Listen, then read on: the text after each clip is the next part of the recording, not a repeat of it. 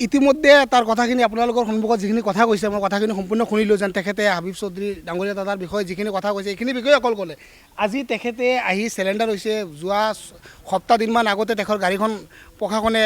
জব্দ কৰিছে তেখেতৰ ঘৰত ৰেড কৰি তেখেত পলাইছিলে আৰু গাড়ীখন জব্দ কৰিছে তেখেতক আজি এৰেষ্ট কৰি তেখেতে উপায়হীন হৈ আজি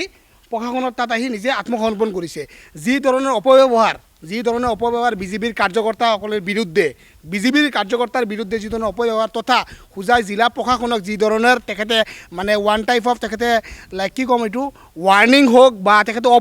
বহুত ধৰণৰ মিছবিহেভ বহুত ধৰণৰ অপব্যৱহাৰ মানহানি কৰিছে আৰু তাৰ শাস্তি আজি তেখেতে ইতিমধ্যে আহি আপোনালোকে সকলোৱে গম পাইছে যেন আহি আত্মসমৰ্পণ কৰিছে কৈ আছে ইমান কনফিডেঞ্চ লেভেলত কৈ আছে অলপ আগত কান্দি আছিলে মোৰ সন্মুখত কান্দি আছিলে যেন তেখেতৰ ভুল হৈ গ'ল তেখেতে মানে পস্তাই আছে যেন এইখিনি কথা ক'ব নালাগিছিল ইয়াত আহি আপোনালোকৰ সন্মুখত এইখিনি মানুহৰ মই এই ডাবল পাৰ্টটো ইতিমধ্যে অলপ সময়ৰ ভিতৰত মই ডাবল পাৰ্ট দেখা পালোঁ মই গোচৰ দিছিলোঁ আৰু মোৰ গোচৰৰ ভিত্তিত আজি ডবকা থানাত তেখেতক মানে আত্মসমৰ্পণ কৰিছে যদিও মই ভাবোঁ যেন তেখেতক এৰেষ্ট কৰা হৈছে ইতিমধ্যে তেখেতৰ মেডিকেল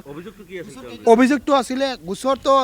বিভিন্ন থানাতে তেখেতৰ বিষয়ত বিজেপি কাৰ্যকৰ্তাসকলে গোচৰ ৰুজু কৰিছিলে আৰু মই এজন বিজেপিৰ সাধাৰণ কাৰ্যকৰ্তা হিচাপে তেখেতৰ বিৰুদ্ধে গোচৰ ৰুজু কৰিছিলোঁ তথা তেখেতে হোজাই জিলা প্ৰশাসনৰ বিৰুদ্ধে যি ধৰণৰ নহয় মই জাষ্ট আপোনালোকে গম পায় যে হবিব মহম্মদ চৌধুৰী ডাঙৰীয়া তেখেতে আপোনাৰ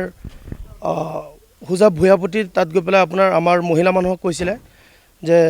তেখেতক উলংঘ কৰি পিটিব আৰু ঘৰ বাৰী জ্বলাই দিয়াৰ ভাবুকি দিছিলে তাৰ বিৰুদ্ধে মই তেখেতকো কৈছিলোঁ গতিকে আজি প্ৰায় 10 দিনমান হৈ গ'ল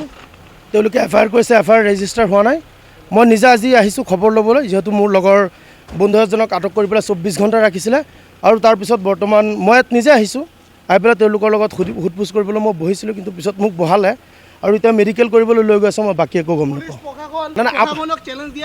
না আপুনি সাংবাদিক নেকি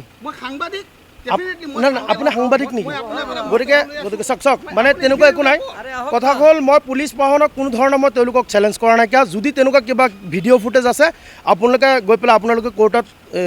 ছাবমিট কৰিব আৰু যি আছে আইন প্ৰশাসন আছে আৰু কেছটো ৰেজিষ্টাৰ কৰিলে তেওঁলোকে ৰেজিষ্টাৰ কৰিব নালাগিছিল আজি প্ৰায় 10 দিনমান হৈ গ'ল 10 দিনমান হোৱাৰ পিছত মই নিজে স্বইচ্ছাই ইয়াত আহিছোঁ গতিকে তেওঁলোকে আটক কৰিছে কি কৰিছে নাজানো মই অচি ছাৰৰ লগত বহিছোঁ আলোচনা কৰিছোঁ তেখেতে মোক কৈছে যে ইয়াত বহক মই আহি আছোঁ এতিয়া মোক কৈ আছে তেওঁলোকে মেডিকেল কৰিব কি কৰিব নাজানো বাকী কি তেওঁলোকে সিদ্ধান্ত লয় এইটো পিছৰ কথা মই নাজানো মই 2 দিন আগত মই পুলিচৰ লগত যোগাযোগ কৰিছোঁ ছেকেণ্ড অচি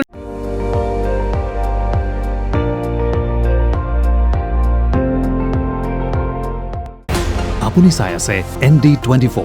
সৰ্বশ্ৰেষ্ঠ নহয় সৰ্বোত্তমৰ দৌৰ